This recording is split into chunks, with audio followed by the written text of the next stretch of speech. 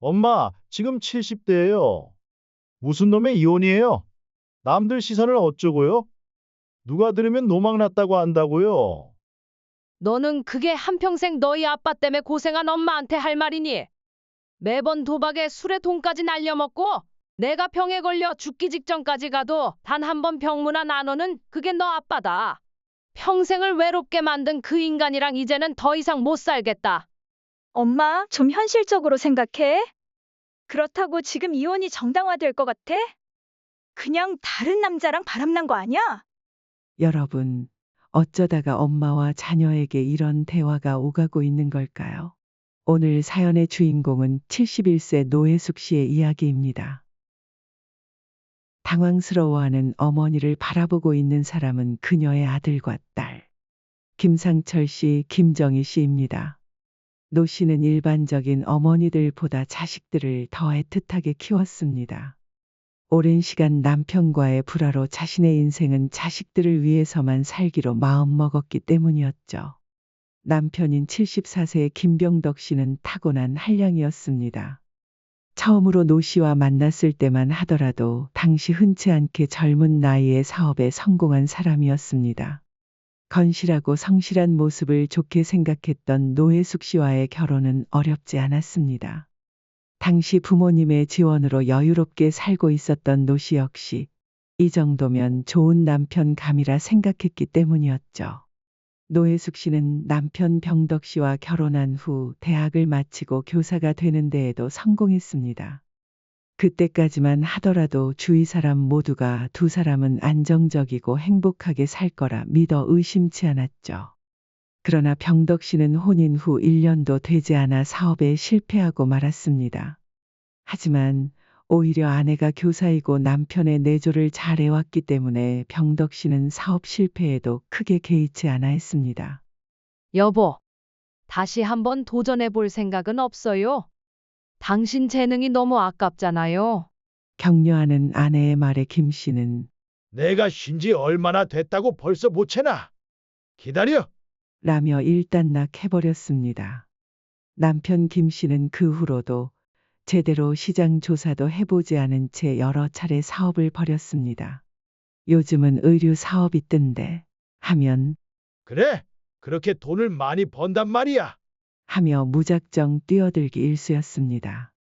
아내 노 씨는 그런 남편을 보며 미덥지 않다는 생각을 했지만 숱하게 실패하는 동안에도 단 한마디의 질책도 하지 않았습니다. 그동안 김 씨, 노 씨 사이에는 아들과 딸 두 아이가 차례로 태어났습니다. 노혜숙 씨는 아이들을 위해서라도 본인은 안정적인 직장을 유지해야 한다고 생각했죠. 부모님의 권유로 시작했던 교사라는 직업이 어느 순간 생계형 직장이 되어버렸던 겁니다. 그럼에도 불구하고 노 씨는 아이들이 자라는 것을 보며 행복해했습니다. 자신의 부모님이 그랬던 것처럼 노 씨도 아이들을 보면 절로 미소가 지어지고 무한한 애정으로 아이들을 키워냈죠. 엄마, 나 오늘은 학교에서 상도 받았어요. 오빠, 나도 칭찬받았거든? 선생님이 소질이 있다며 미술 학원에 다녀보래요. 아이들도 그런 엄마를 의지했고 조금이라도 더 사랑을 받기 위해 바르고 곱게 자라나 주었습니다. 노 씨도 그런 아이들을 위해 부족함 없는 지원을 해주고 싶어 여러 방면으로 애를 썼죠. 하지만 남편 김 씨는 노 씨만 보면 그저 돈돈하기 바빴습니다. 당신, 지금 당장 융통할 수 있는 돈 얼마나 돼? 적금 탔다는 거 좀 줘봐. 안 돼요. 이건 다음 달부터 애들 학원 보내려고 모아둔 돈이에요. 노 씨의 의기소침한 대답에도 김 씨는 아랑곳하지 않았습니다. 내가 지금 나 좋자고 이래? 남자가 돈을 벌어야 그게 가장이지. 그래야 애들도 돈 걱정 없이 학원도 다니고 할 거 아니야. 연이은 사업 실패에도 남편은 기가 죽는 법이 없었습니다. 노 씨는 그런 남편을 보며 한 번만 더 믿어보자. 한 번만 더. 하고 항상 눈 감아주고 남편을 보필했죠. 남편이 때때로 필요하다고 하는 목돈을 만들어 주었고, 그럼에도 불구하고 남편은 번번이 하는 사업마다 실패해 빚을 만들어 오기 바빴습니다. 심지어 남편 김 씨는 여러 번의 사업 실패로 자존심에 큰 상처가 난 상태였습니다. 매일 술을 마시고 들어올 때면 내 동창 상수 알지? 걔가 참 어렸을 때는 그렇게 덜 떨어지더니 지금은 신발 공장을 차렸댄다. 그런 놈도 잘 먹고 잘 사는데 지금 내가 이렇게 주저앉아 있어야 쓰겠냐? 남편은 이런저런 핑계로 노 씨가 모은 돈을 곳간 드나들듯 빼앗아 가기만 했죠. 심지어 아내는 남편의 사업 자금을 마련하기 위해서 공무원 대출까지 최대 한도로 끌어모아 지원해 주기도 하였습니다. 그러나 남편은 사업에 실패할 때마다 아내에게 돈을 타서 써야 한다는 사실에 자격지심을 느끼기 시작했습니다. 사업을 구상한다는 핑계로 집에 들어오지 않는 날도 많았지만 자신에게 금전적인 지원을 해줄 수 있는 것은 아내뿐이라는 것을 알고 있었는지 실패를 맛본 후에야 번번이 가정을 찾았죠. 여보, 이번에는 정말 안 돼요. 다음 달 대출 이자 나가고 애들 학원 보내면 생활비도 빠듯한거려. 항상 남편의 뜻에 따르던 노 씨도 이제는 생계에 위협이 있다고 생각해 지원을 거부했죠. 그럴 때마다 남편은 남자가 돈을 벌어오려고 하는 걸 아내가 이렇게 무시를 해. 너 지금 나 때문에 대출 받았다. 지금 그렇게 말하고 싶은 거야. 아이들 앞에서 패악질을 부리는 경우가 늘어갔습니다. 자식들 역시 그런 아버지를 보며 겉으로는 티내지 않았지만 속으로는 몹쓸 생각도 많이 했었죠. 특히 오빠였던 김상철 씨는 사춘기가 되면서 차라리 아버지가 들어오지 않았으면 하는 생각도 많아졌습니다. 엄마, 이젠 아빠가 뭘 한다고 해도 절대 들어주지 마세요. 돈만 쥐어주면 죄다 실패의 낭비인데. 이제는 돈 주지 말고 알아서 살도록 내버려 둬요. 내 아빠가 젊었을 적에는 사업 성공도 해봤어. 지금은 상황이 안 좋아서 그러지. 해숙 씨는 여전히 이런 남편이라도 감싸주고 싶을 정도로 안쓰러워했고 마음이 애이는 그런 사람이었습니다. 오랜 시간 함께 살면서 여러 가지 문제도 있었고 경제적으로 궁지에 몰릴 때면 홀로 서기 하고 싶은 마음은 굴뚝 같았지만 여전히 가장 친한 친구처럼 가족의 기둥으로 남편을 대해줬죠. 남편은 아내의 이런 마음도 모른 채 살았습니다. 사업이 실패한 후에도 번번이 목돈이 생기면 술과 도박에 빠지기 일쑤였습니다. 남편 주변의 친구들도 이런 남편의 곁에서 무엇 하나 콩고물이 떨어질까 바라보기만 하는 사람들 뿐이었죠. 이렇게 힘겨운 세월. 그럼에도 아내 해숙 씨는 수십 년간 교사로 일하면서 차근차근 일어나기 시작했습니다. 어느 순간 사업을 시작할 마음도 없어진 남편에게 습관처럼 용돈을 주면서도 자식들이 하고 싶다는 것들은 남 부럽지 않을 정도로 열심히 지원해 주었죠. 이 와중에도 자신에게 들어갈 돈을 아끼고 또 아껴 남편의 사업 때문에 빌렸던 대출금까지 갚아 나갔다고 합니다. 자녀들이 각각 고등학생, 중학생일 때에는 아내의 부모님이 1년 사이에 두 분 모두 돌아가셨습니다. 슬픔에 잠길 새도 없이 노혜숙 씨는 가장으로서 일상을 살아가야만 했습니다. 다행인 것은 외동이었던 혜숙 씨에게 부모님들은 돌아가시면서 적지 않은 재산을 물려주셨다는 것입니다. 유산을 상속받은 아내가 가장 먼저 했던 것은 자신의 명의로 아파트를 구입하는 것이었습니다. 어느덧 용돈을 받아 생활하는 게 익숙해진 남편이 언제 자신을 찾아와 사업을 빌미로 돈을 요구할지 몰랐기 때문이었다고 하네요. 세월이 흘러 자녀들이 성인이 되어도 가족의 상황은 크게 달라진 것은 없었습니다. 여전히 남편은 가정에 그 어떤 관심도 없었고 아내에게는 한결같이 냉담한 태도를 유지했으니까요. 오랜 세월 남편의 이런 모습에 질려 자녀들은 한 집에 살고는 있지만 남편 김 씨를 마치 투명인간인 듯 취급하기 시작했습니다. 아버지 있으면 밥이 제대로 안 들어가요. 나도 그래. 엄마, 차라리 오빠랑 나 학교 근처에서 둘이 따로 사는 게 어떨까? 자식들은 어떻게든 부모의 품에서 벗어나고 싶어 했습니다. 그래, 너네들이 지금까지 많이 참았지. 둘이서 집 알아봐. 엄마가 전세로 계약해 줄게. 못내 무관심한 남편과 저 자신만 두고 떠나가는 자식들이 야속하게 느껴지기도 했지만 자신이 선택한 남편을 아버지라는 이유로 좋아하는 마음을 가지라고 강요할 순 없었으니까요. 그나마 숨통과도 같았던 자녀들이 독립한 후 도피처 같았던 직장도 은퇴하니 노혜숙 씨는 하루 종일 남편과 집이라는 한 공간에 머물러야 한다는 것이 미치도록 숨이 막혔습니다. 평생 채워지지 않는 외로움과 공허함.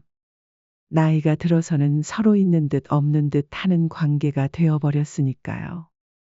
용돈만 입금해주면 되는 남편과 한 공간에서 생활하는 게 혜숙 씨에게는 큰 스트레스로 밀려오기 시작했습니다.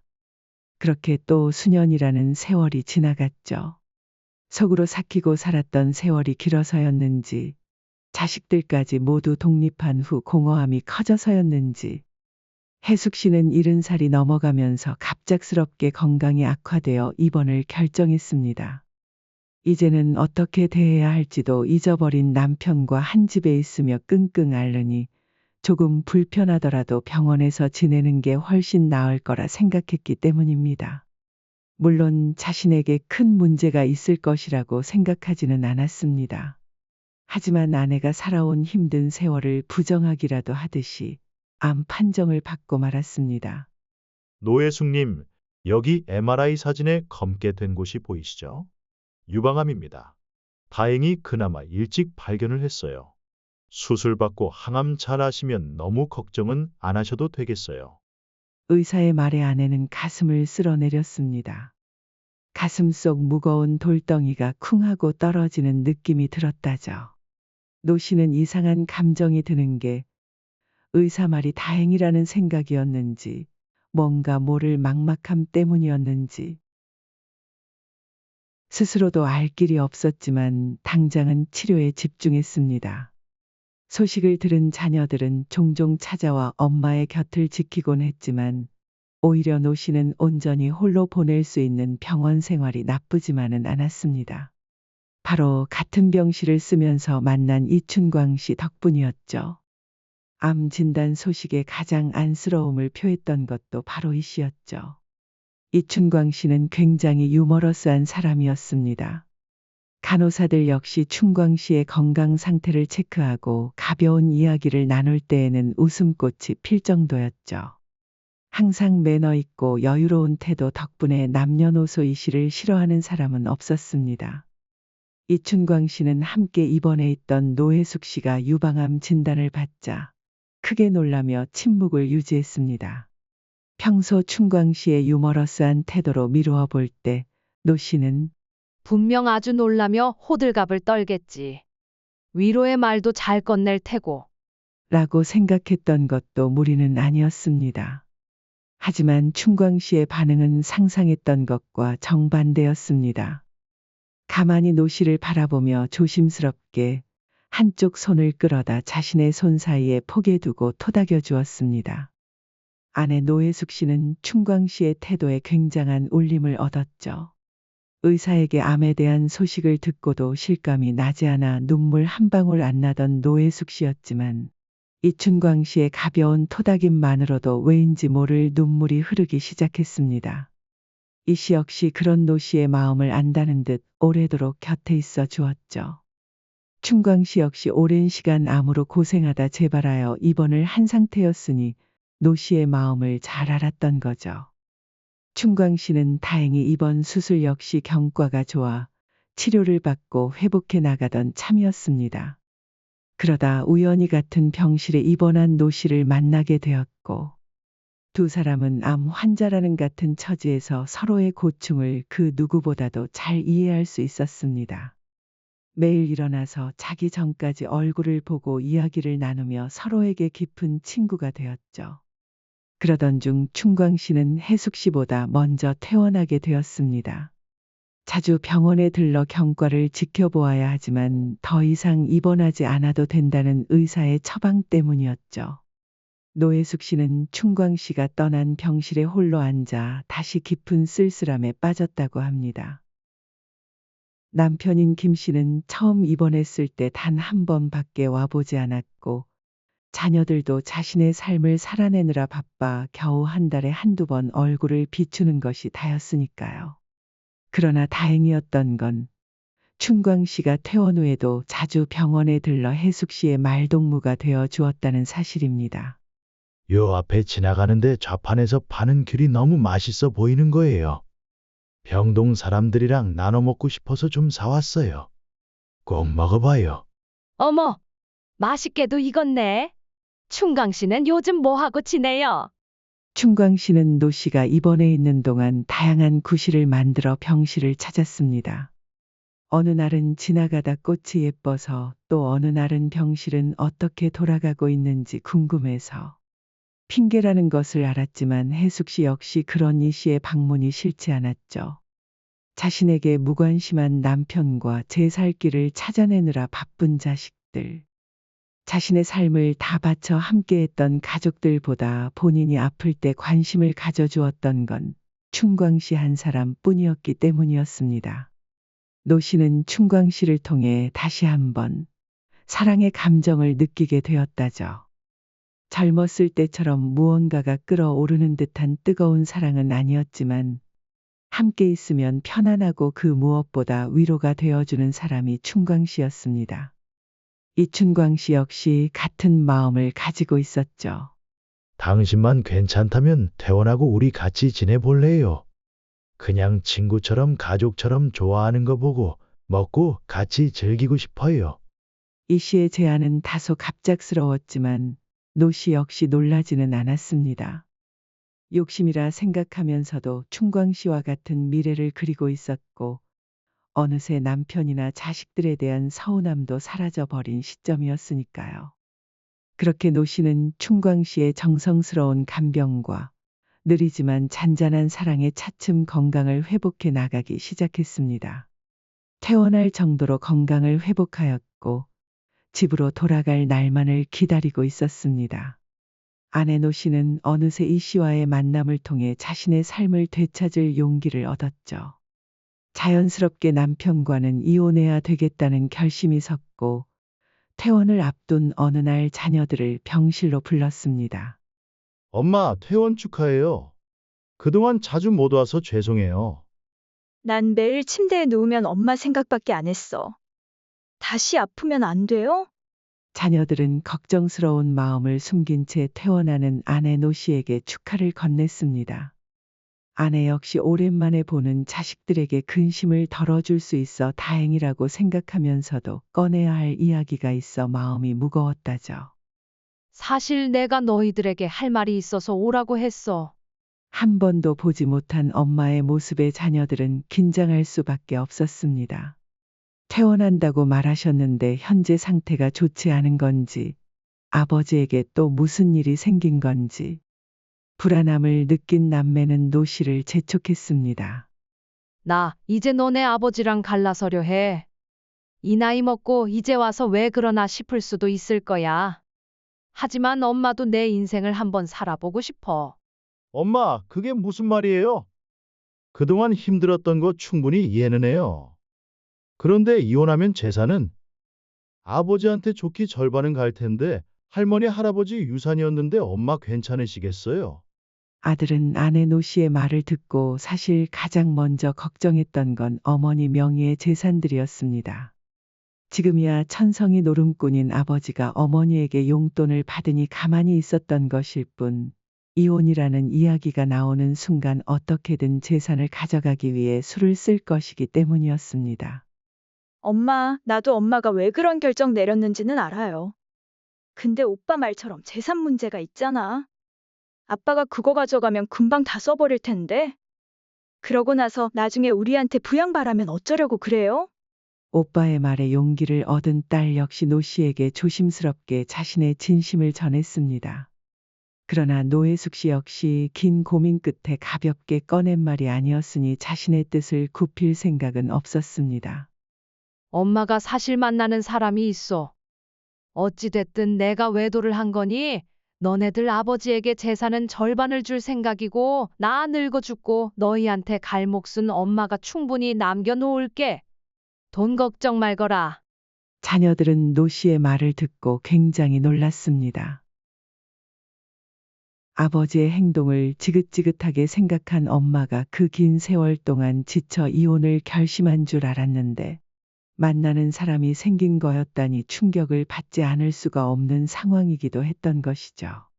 다행인지 불행인지 남편 김 씨의 반응은 달랐습니다. 그래, 만나는 사람이 생겼다 이거지. 그럼 사실 소송으로 가도 재산 절반은 물론이고 위자료까지 줘야 할 텐데. 나도 이제 홀로서기 해야 하니까 그 정도는 챙겨줘야 하지 않겠어? 퇴원한 노 씨를 보고도 괜찮냐는 말 한 번 없었던 남편 김 씨. 오히려 아내가 꺼낸 이혼 조건을 반갑게 여기기까지 하는 듯 했습니다. 아내는 그런 남편을 보면서 이혼을 결심하길 잘했다는 생각밖에 들지 않았습니다. 저런 남편과 남은 평생을 산다면 눈을 감는 그 순간까지도 두고두고 후회할 일밖에 없었을 것이라는 확신까지 들었을 정도였습니다. 하지만 자식들은 아내의 결정을 반대하기 시작했습니다. 엄마, 저희를 봐서라도 다시 한 번만 생각해봐요. 이대로 아버지랑 갈라지면 엄마 인생이 그동안 버텨왔던 우리가 너무 안쓰럽잖아요. 나도 오빠랑 똑같이 생각해요. 그리고 그 아저씨, 엄마가 재산이 얼마나 있는지는 알아요? 아니까 그러는 거야. 아빠랑 별 다를 바 없는 사람이면 그건 또 어떡해요? 자식들은 아내 노 씨의 이혼에 대한 결정을 이해하지 못했습니다. 당장에 엄마가 가진 재산이 그나마 보존될 수 있었던 건 엄마의 명의로 자산이 있었어서라고 생각했기 때문이죠. 이런 상태에서 이혼을 하면 이혼 제안을 흔쾌히 받아들인 아버지가 재산을 홀랑 날려버릴 것이라는 확신에 차 있었습니다. 심지어는 노년의 자신들에게 아버지인 김 씨가 빌붙을까봐 걱정된다며 아내 노 씨를 설득하기 시작했습니다. 엄마, 항암 치료하시는 동안 마음이 많이 약해지신 것 같아요. 우리 이 얘기는 딱 1년 후에 다시 해봐요. 엄마 노 씨는 자신의 정신 상태까지 의심하는 아들에게 매우 화가 났습니다. 그나마 자신의 마음을 이해해 줄 것이라고 생각했던 딸 역시 6개월밖에 만나지 않은 아저씨 때문에 우리까지 다 저버리고 가실 거예요? 하며 쏘아 붙이기 바빴습니다. 자식들은 노 씨에게 표현했던 것처럼 재산의 절반을 아버지가 가지고 가면 몇 년도 지나지 않아 모두 사라져 버릴 것이라는 걸 직감했죠. 또한 심지어 엄마 노 씨마저 얼굴도 제대로 모르는 아저씨와 함께 살게 된다면 새아빠가 될 사람의 자식들도 존재할 테니 유산 상속이 매우 복잡해질 것이라고 생각했습니다. 그래서 어떻게 해서든 아버지, 어머니가 이혼하시는 것만은 말리자는 쪽으로 자식들은 이미 결정을 내렸습니다. 유복하게 자라 명예를 쫓으면 몰라도 돈에 대한 욕심은 없을 것이라고 생각했던 자식들이 이렇게 나오니 아내 노 씨는 큰 절망감을 느끼고 배신감까지 들었죠. 자식들과의 갈등 속에서도 아내 노 씨는 자신의 결심을 굽히지 않았습니다. 그럴수록 자녀들은 만난다던 아저씨가 엄마를 이용할지도 모른다는 불안감에 휩싸였고 심지어는 결국 이춘광 씨를 찾아가기까지 했습니다. 초면에 죄송합니다. 제가 도저히 저희 엄마랑은 대화가 되지 않는 지경이 되어 찾아왔어요. 제가 왜 만나자고 했는지는 알고 계시죠? 혜숙 씨 아들이군요. 얘기는 많이 들었어요. 좋은 대학에 직장까지. 속 한 번 썩인 적 없는 착한 아들이라고. 네, 그랬죠. 그런데 이제는 제가 아저씨 때문에 속 한번 썩혀보려고 합니다. 제 말 무슨 뜻인지 아실 거라고 생각합니다. 날카롭게 쏘아 붙이는 아들의 말에 이 씨는 당황했습니다.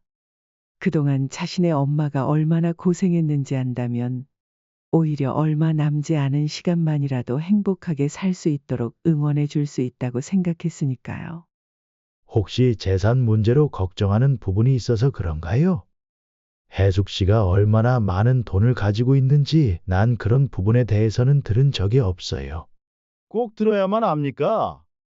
어디 살고 주로 뭘 좋아하고 어떻게 살아왔는지를 알면 답은 나오는 거죠.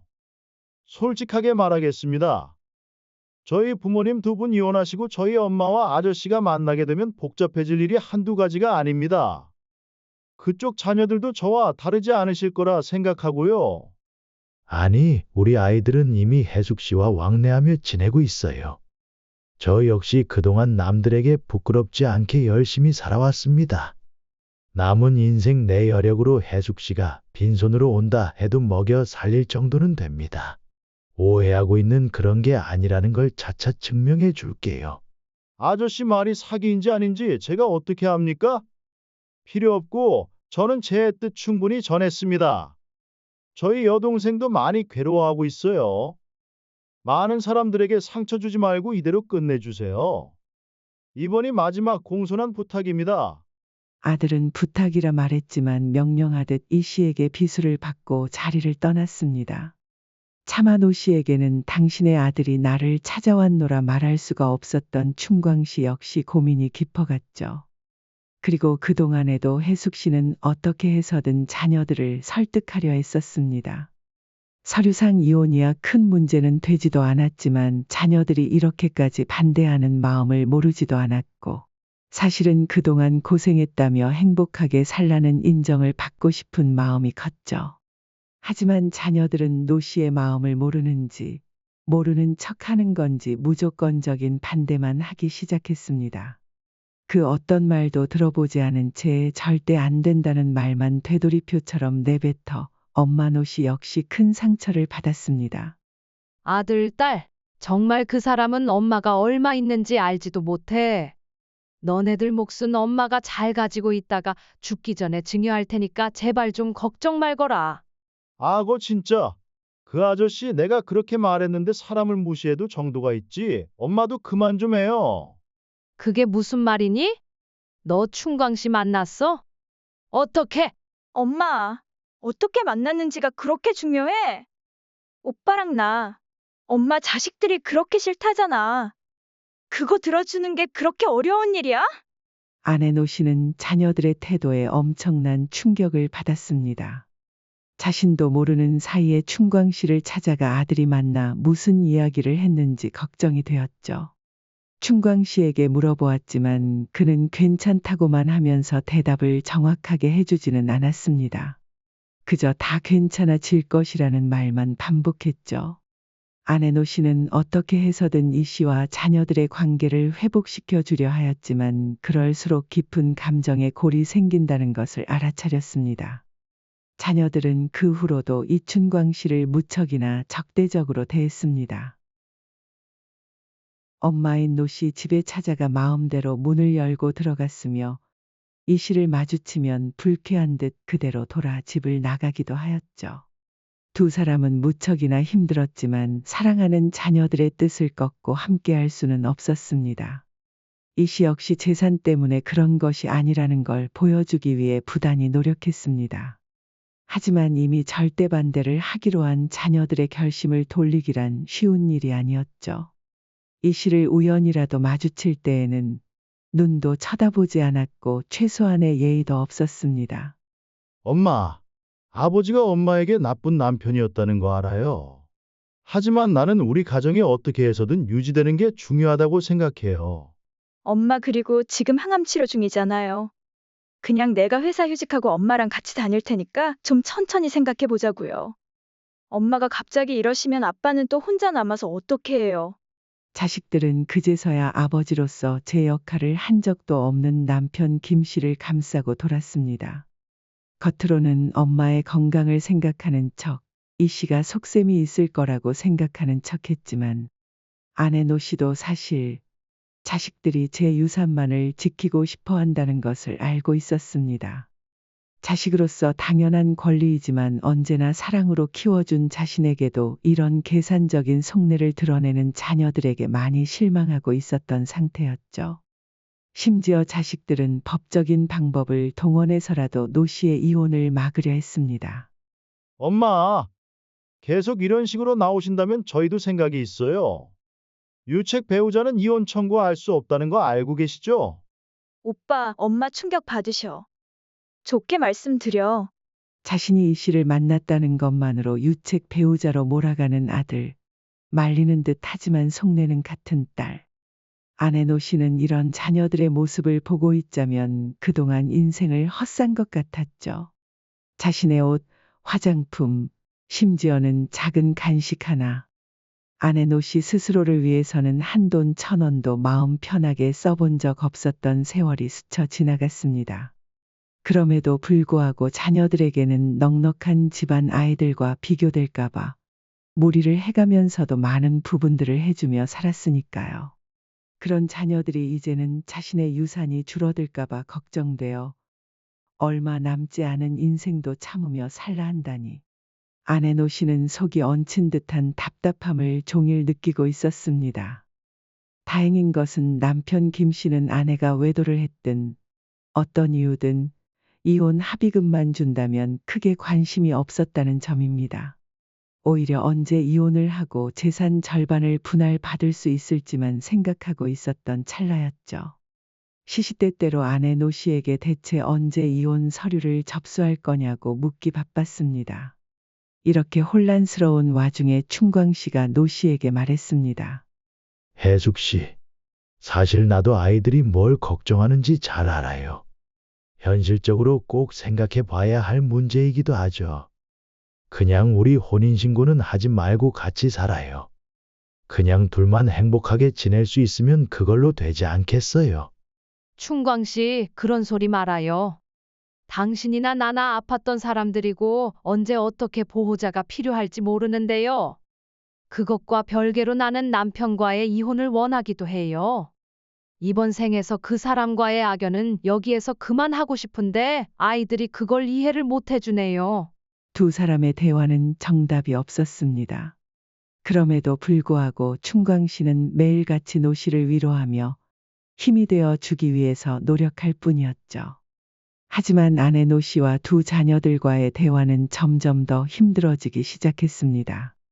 엄마, 그렇게 자신 있으시면 지금 저희에게 재산 상속해주고 본인 삶 사세요. 재산이 중요한 게 아니고 그 아저씨도 엄마가 빈손으로 와도 좋답디다. 그 아저씨가 그런 말을 해? 웃기시네. 참, 마음에도 없는 소리는 잘해. 아내 노 씨는 자녀들의 도를 넘은 요구에 황당한 마음까지 들었습니다. 지금 이 아이들이 내 평생을 바쳐 키운 자식들이 맞나, 내 배를 갈라 나온 자식인가 하는 근본적인 의문까지 들었을 정도였습니다. 결국은 아내 노 씨가 결단을 내렸습니다. 하루에도 몇 번씩 이혼은 언제 하고 재산은 어떻게 줄 건지 묻는 남편 김 씨와 이혼 소장을 접수했습니다. 자식들은 그 소식을 듣고 크게 분노했지만 아내 노 씨는 개의치 않았습니다. 더 이상 남편, 자식에게 묶여 몇 년이 남았을지 모르는 자신의 삶을 낭비할 수가 없었기 때문입니다. 이 과정에서 재산 분할에 대한 문제를 협의하기 위한 과정은 현재도 진행 중이라고 하네요. 몇 가지 사항만 조율한 후에는 비로소 아내 노 씨를 끈질기게도 괴롭혔던 남편 김 씨와의 인연이 끝이 나겠죠. 하지만 여전히 아내 노 씨의 마음은 허전하기만 합니다. 끝까지 이혼에 반대하며 노 씨를 협박까지 하고 있는 자녀들과의 갈등은 해결되지 않았기 때문입니다. 심지어 아들과 딸은 충광 씨에게까지 지속적으로 연락을 하고 있습니다. 하신 말이 있으니 약속은 지키세요. 부모님 이혼 저희는 용납 못합니다. 빈손으로 와도 좋다고 하셨죠? 그럼 재산 미리 상속이라도 해주세요. 아내 노 씨는 이제 자식들마저 내 아들, 딸이 아니라는 생각이 들기 시작했습니다. 이제는 엉킨 실타래를 어디에서부터 풀어가야 할지도 잘 모르는 채로 반쪽짜리 행복을 누리려 한다네요. 여러분, 노예숙 씨의 사연 어떻게 들으셨나요? 나이가 들었다고 늙어서는 사랑도 못하는 게 정말 맞는 걸까요? 물론 현실적으로 자녀들에게 미안한 것도 사실이죠. 저도 같은 노년기의 한 여성으로서 이 사연을 받아보고 참 어려운 상황이다라고 생각이 들었네요. 여러분은 어떻게 생각하시는지 궁금합니다. 댓글로 우리 서로 의견을 공유해보면 좋을 것 같습니다. 그럼 다음에도 사연을 들고 찾아오겠습니다. 여기까지 노후챙김이었습니다. 다음에 봬요.